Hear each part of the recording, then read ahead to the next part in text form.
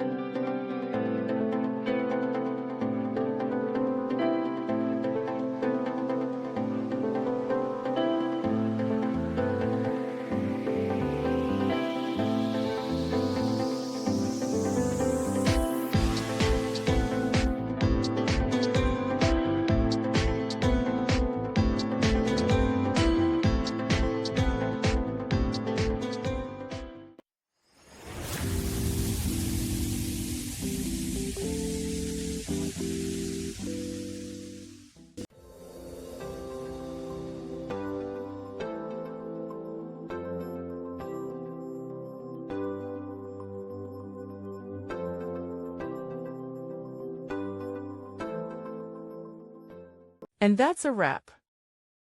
I hope you found the answer you were looking for. If you did, take a second to hit that subscribe button. It really helps out. And let me know in the comments which solution worked best for you. See you next time in the debug zone.